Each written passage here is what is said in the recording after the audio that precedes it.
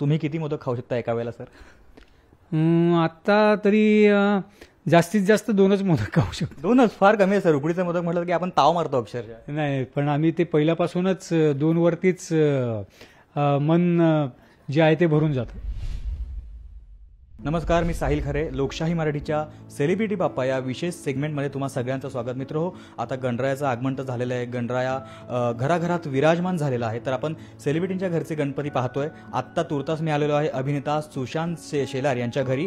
तर आता सर, तुमचं लोकशाही मराठीवर खूप खूप स्वागत सर. आता सर मला सांगा की आता छान असं दैवी वातावरण सगळीकडे निर्माण झालं आहे. यंदा गणपतीचं काय तुमचं आहे, म्हणजे कसं एक्साइटमेंट आहे यावेळेची सर? एक्साइटमेंट दरवर्षी तेवढीच असते किंवा जास्तीत जास्त वाढत जाते.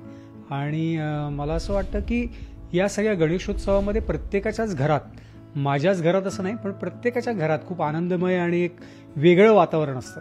सो या वातावरणामध्ये आपल्या बाप्पाचं आगमन झालंय, विराजमान झालंय आणि आज सत्यनारायणाची पूजा देखील आहे. त्याच्यामुळे आम्ही सगळे खूप आनंदात आहोत. सर, एकंदरीत गणपतीचं जे वातावरण असतं, गणपती येतो आणि आपण सगळे खूप जास्त मनामनातून आनंदी होतो, कारण की आपलं आयुष्य जे खूप धावपळीचं आहे. तर शूटिंगमधून कसा तुम्हाला वेळ मिळतो? आता सध्या तुम्ही, मी इथे बघत होतो, खूप गडबडीत होतात, खूप वर्दळ होते, तुमच्या घरी पाहुणे वगैरे येत होते. तर यामधून कसं तुम्ही बॅलन्स कसं करता सर ते? नाही, गेले कितीतरी वर्ष आता मला वाटतं माझ्या लहानपणापासून मी या इंडस्ट्रीत काम करत असल्यामुळे मॅनेज करावंच लागतं. कारण बाप्पा 365 दिवसातले काही दिवसच आपल्याकडे येतो आणि कृपादृष्टी 365 दिवस आपल्यावर असते. त्याच्यामुळे त्याची सेवा जेवढी आपल्याला करता येईल तेवढी आपण करण्याचा प्रयत्न करावा आणि तो आपल्याकडनं ही सेवा करून घेतो. हीच आपली भाग्याची गोष्ट आहे. मला आणखीन एक प्रामुख्याने विचारायचं की आता आपण आपल्यावर जबाबदारी आहे, आता काम करतो, आपण बिझी असतो, पण कधीतरी आपण फ्लॅशबॅकमध्ये जातो, तेव्हा लहानपणीच्या गणेशोत्सवाच्या काय आठवणी आहेत? तुम्ही असं काय करायचं वेगळं, म्हणजे काय तुम्हाला आता या क्षणाला आठवतं?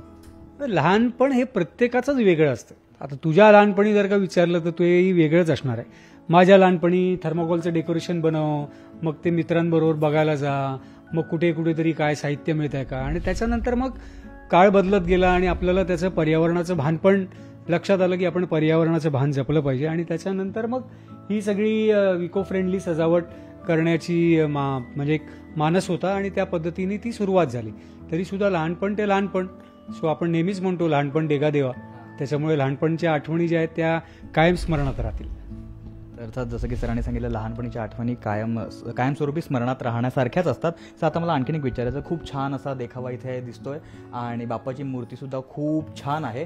तर मला विचारायचं की ही सगळी तयारी तुम्ही किती दिवस अगोदर करता? तुम्ही स्वतः करता, तुमच्यासोबत मॅम असतात मदतीला, आणि तुमचे मुलंसुद्धा असतात का?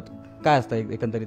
नाही, आत्ता यावर्षी सांगायचं झालं तर माझे जे मित्र आहेत श्रीओम लोकरे, त्यांनी पूर्ण सजावटीची जबाबदारी घेतली होती आणि मूर्ती आम्ही गेली काही वर्ष सेम जी बैठक आहे आणि सेम त्याचा जो एक मूर्तीचा पॅटर्न असतो तो तसाच आम्ही ठेवलेला आहे. आणि सजावट म्हणायचं झालं तर या सगळ्यामध्ये कुटुंबाचा सहभाग असतो, पण यावर्षी श्रीओम लोकरेनी सगळी जबाबदारी घेतली आणि ती यशस्वीरित्या पार पाडलेली आहे. जसं की छान असं डेकोरेशन इकडे झालेलं आहे, सुशांत सरांनी खूप छान असं केलेलं आहे. सर, आता गणपती म्हटलं की गणपतीमध्ये छान छान जेवण असतं, छान छान पदार्थ असतात, मोदक असतात.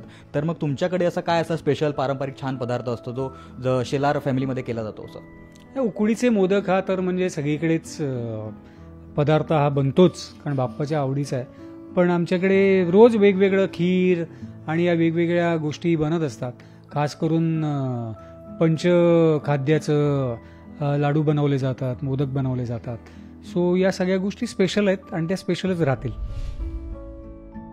तुम्ही किती मोदक खाऊ शकता एका वेळेला सर? आत्ता तरी जास्तीत जास्त 2च मोदक खाऊ शकतो. 2च फार कमी आहे सर. उकडीचे मोदक म्हटलं की आपण ताव मारतो अक्षरशः. नाही, पण आम्ही ते पहिल्यापासूनच 2 वरतीच मन जे आहे ते भरून जातं.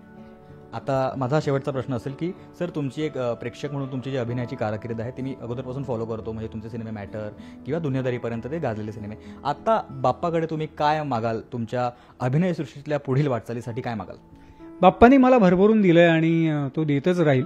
मला असं वाटतं महाराष्ट्राच्या जनतेला, महाराष्ट्राच्या शेतकरी बांधवांना खूप सुखी आणि समृद्धी आणि खूप आनंदी आयुष्य त्यांनी द्यावं अशी त्याच्या चरणी प्रार्थना आहे. आणि महाराष्ट्राच्याच जनतेवरती नाही तर भारताच्या जनतेवरती त्याची कृपादृष्टी राहू दे. कारण त्या जनतेमध्ये आपण सगळेच जण आलो आणि आपल्या देशावरती कुठलंही संकट येणार असेल तर त्याचं निवारण तू कर आणि तुझी कृपादृष्टी आमच्यावरती राहू दे आणि आमच्या हातून तुझ्या चरणी सेवा घडू दे, एवढीच बाप्पाच्या चरणी प्रार्थना आहे. आणि येणाऱ्या निवडणुकीमध्ये पुन्हा एकदा तुझी कृपादृष्टी आमच्या सगळ्यांवर राहू देत.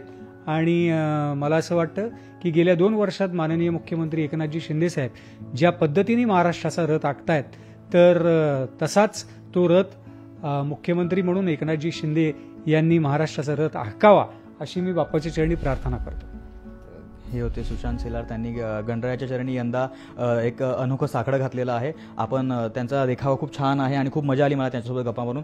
सर, खूप खूप धन्यवाद लोकशाही मराठीला तुमचा अमूल्य वेळ दिल्याबद्दल. Thank you so much. लोकशाहीच्या सर्व रसिक प्रेक्षकांना, लोकशाहीच्या सर्व स्टाफला गणेशोत्सवाच्या खूप खूप शुभेच्छा. Thank you so much. सर, आता आपण बघितलं सुशांत शेलार सरांकडे आपण आलो होतो. खूप छान देखावा आहे, खूप छान छान इथे वाईब आहे. तुर्तास या सेगमेंटमध्ये वेळ झाली इथेच थांबण्याची. मात्र तुम्ही कुठे जाऊ नका. ताज्या बातम्यांसाठी पाहत राहा लोकशाही मराठी.